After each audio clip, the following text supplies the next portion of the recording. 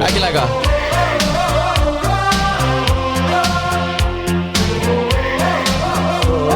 Já, það er ekkert mjálm í þessum þætti. Nei, er þetta bara... Frumskóurinn. Er það að blasta þessu, bindin á hausnum, högni, framkvæmdastjóri ekstra mjálmandi ekstra, þegar þið lokið díl eða? Hvernig er það? Það er nú bara, þegar við lokum einhverju viðskiptum, þá erum við að láta smá stemmingu á tónin. Já, það var Tarzan Boy. Tarzan Boy. Jón Þór Gunnarsson, hjartalega velkomin í Pingjuna. Takk fyrir. Forstjóri Kaldalóns. Já, við höfum beðið eftir núna í smá tíma. Loksins ertu komin. Já, velkomin. Já, við getum ekki haft heilan þátt af mjálmi aftur. Nei. Erum við með mjálmi tilbúið eða? Nei, er það nokkuð? Hvernig er stemmingin upp í Kaldalón fyrir kísunni? Er þetta ekki bara vel tekið í þetta? Jú, ég menna að þetta er náttúrulega bara mjög gott dýr til samlíkingu. Kettir eru forvitnir og maður þarf að vera það í fastegnum og sjá langt og svona snarpir og liprir og það er svona eitthvað sem maður þarf að vera líka ef maður er í vexti. Algjörlega. Þetta er ekkert slæm samlíking. Þið eru svolítið lipur eða ekki? Við erum með lipur og viljum vera það. Við erum svona þétt teimi og getum við hreyft okkur hratt og unnið hratt með þetta. Já. Heyrðu, hvernig er best að taka þetta? Verðum við ekki að krifja mannin? Jó, við verðum aðeins að kafa ofan í fortíðina. Þú ert hvað? 65 ára?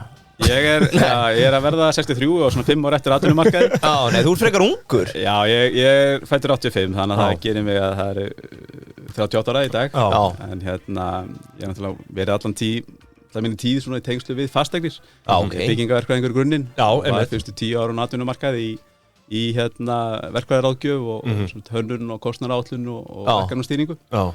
Og áðurinn fóru svona út á fjármálamarkaðin í nokkur ár. En hvaðan ertu? Ertu Reykvíkingur eða? Ég er Hafnfirðingur. Hafnfirðingur? Já, þannig að ég elst upp í Norðurbænum Hafnarfirði. Já. Og kynni síðan reyndar konu sem er hálfur Ísfinningur og hálfur Álftanesingur og við settluðum á Álftanesi. Já. Þar eru við í dag. Ok, geggja. Áttu ykkur að söga þessum gutta bara þegar þú ert að sækja peningar en að kaupa fyrstu fasteignina 16 ára eða? Nei, raunverulega ekki. Ég keypti enga fasteign 16 ára, ég er ekki viss að ég hef eins og máta. Nei. En en þetta hefur bara verið alltaf þannig að ég byrjaði bara mjög snemma allt í tengslu byggingar. Ég byrjaði bara sem svona verkamaður á byggingarstað að Er það fyrsta vinnan? Já, svona fyrir utan náttúrulega svona það sem er í tengslum við skátastarfið og sem ég gerði kringum það. Ég nú með spurningum með það á eftir. Já, ok. Eitt sem skáti, alltaf skáti, kom einn spurning. Eru þið skátar? Nei, ekki svo gott. En við tókum fyrir græna skáta daginn. Já. Það er uppáhalds huldufélagið okkar. Hefur þú einhver aðkoma því eða? Já, ég er búinn að vera í stjórnar lengi og fyllt þessu lengi eftir. Heyrðu, ég þarf að grafa upp nokkra spurningum með það í lokin. En aftur æskuðinni, eða sko, hvað, ferðu þá í Flensborg eða? Nei, ég fer í Verslónsskólan. Versló? Já, þeir eru vestlíkar hérna. Það er við langaði að prófa okkur nýtt og ég held að bekkikerfi hendi mig vel og fara aðeins út fyrir ramman sem að það var mjög algengt að færa allir í Flensborg og ég svona langaði að gera eitthvað öðruvísi og fer þannig í Versló og þá var ennþá til eitthvað sem heit starffræðibraut og fór í það, starffræðin lá ákveðið fyrir mér og það var þetta þannig, ég er næst síðasti starffræðibekkurinn sem útskrifast í Árgangi og þegar við komum í Var þetta bara lagt af eða? Nei, svo var þetta eðlisfræði. Já, sem við erum búin að skipta þessu og það er búið að breyta sig eitthvað síðan þá.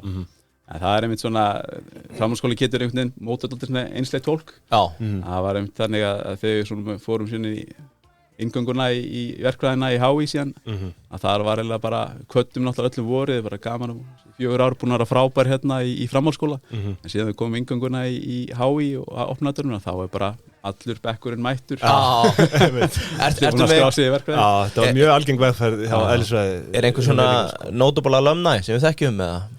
Já, þetta var náttúrulega bara allt saman bara mjög virt og fólk svona í lífinu. Og Það er engin stjórnmálamaður með þeirri bekk? Engin stjórnmálamaður. Það verið alltaf verið að fá með emmeringa, þá kemur bara, Bjarni Binu með mér í bekk, eða Þorsteinn Víglunds eða eitthvað svona. Já, einmitt. En með þetta, skólaárin, varstu eitthvað að braska sem krakki eða? Tombólur eða selja eitthvað eða?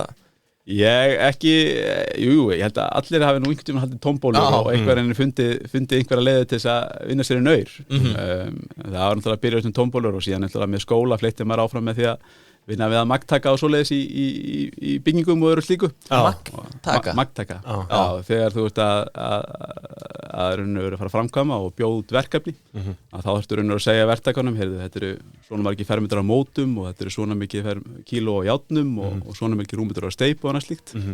Og þetta þá vinna sem þarf að leggja fram og sem að verktaka geta boðið í.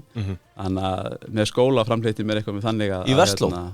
Já, byrjaði í lok Versló og síðan í HÍ. Þetta, ég hef aldrei heyrt þetta. Þetta eitthvað svona high IQ dæmi, sko. En þú virðist hafa verið... Þetta var bara miklu betur borgað en flest annað. Já, ég skal trúa því, sko. En þú virðist hafa verið komin með hausinn bara á þessa braut þá mjög fljótlega. Já, þetta kom frekar snemma og lága fyrir mér og eins og segi, svona alveg, maður byrjaði á vinnumarkaði svona í tengslu við fasteignir að tengda pappi var rafvirki og maður var aðstoða hann í jólafríum og páskafríum og á sumrin og svona og eins líka í einhverju verkamannavinnu sem svona handlangari og smiður og svona og síðan alltaf færi maður svona alltaf meir og meir í tækifæri þegar líður á og í verkvæði námunu þá voru við komin hérna, þegar voru að byggja til dæmis Fjarðaál fyrir austan þá voru þar á sumrin og raun og veru eitthvað fram í veturinn að ég eftirlítið öðru slíku með framkvæmdunum. Var það þá bara sjálfstætt eða með? Það var ekki ennum verkastofu. Já. Sko þú ert að útskrifast eða ekki 2006 úr HÍ.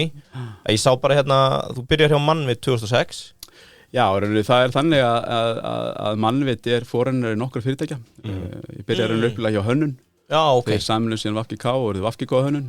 Þeir samluðu síðan Rafurinn og eruðu síðan Mannvit. Já. Ég gekk í gegnum nokkra samruna á leiðinni. Er það eitthvað ég ætla að spyrja, er þetta einhver hruntengt eða? Var þetta einhver svona stíla að vera hérna, gera sig að kaupa fyrirtæki eða var þetta bara eðlilegi samrunar? Ég held að kannski verið eðlilegi samrunar miðað við landslæði sem að þá var. Þarna verður að koma þá öllum mörgum fagsviðum.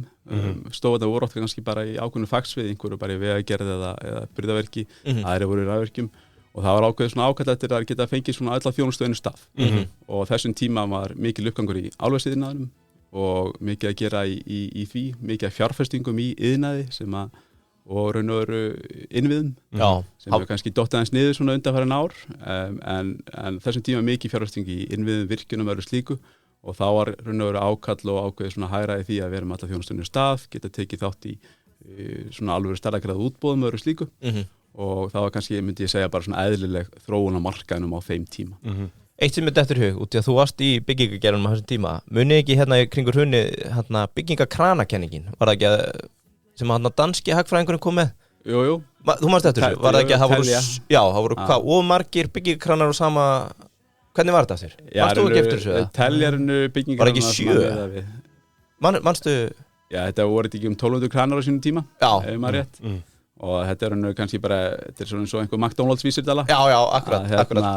Mjög einföld tímabutaregla. Önnur leiðir til dæmis að horfa bara á sementsinnflutning og allt svoleiðis og leiðir eftir fyrir stórframkvæmdum. Sem kannski aðeins í dýpri pæling, en kranarnir mjög einfaldir og þetta náttúrulega haldið utan þetta vinnueftirlitinu hvað margir með úttekt og annað slíkt. Þetta mjög einfalt að nálgast þessu gögn og það svona kannski var þetta alltaf svona vinsælt. En einmitt með þetta sko, þú manst eftir þessu greinilega, þú ert að útskýra fyrir okkur. Er eitthvað svona sambarlegt í dag? Er einhver að horfa á byggingakrana í dag? Já, þetta kemur nú öðru hverju ennþá frétt sko, hvað eru margir byggingakranar sko. Það kemur svona einu svona ári, annarkvort ár, laumast einhver frétt neðalega en bjallið eða eitthvað. En þitt persónulega núna, búin að vera þetta lengi í öllu sem við kemur steypu. Er eitthvað sem þú horfur á? Já, ég náttúrulega reynir bara að horfa svona almennt á markaðin og hvernig raun og veru þjóðfélagið þróast, hver þjóðarframleiðsla og hvernig Íslendingum að fjölga og annað slíkt. Og síðan hvað verið að byggja á móti sko. Og við höfum séð þennan sko, skort á íbúðamarkaði því við höfum náttúrulega verið í gífurlega svona challenging aðstæðum með bara...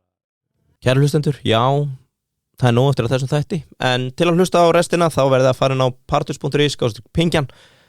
Hvað er mörg pí í þessu, Arnar? Ég veit ekki, ég þekki það ekki 1490 krónur allavega fyrir að slást í för í pingjubandalagið og það er mikils að vinna þar, það er verða fríðindi, það verða íventar og það verða viðtöl og allur fjandinn, ársreikningar.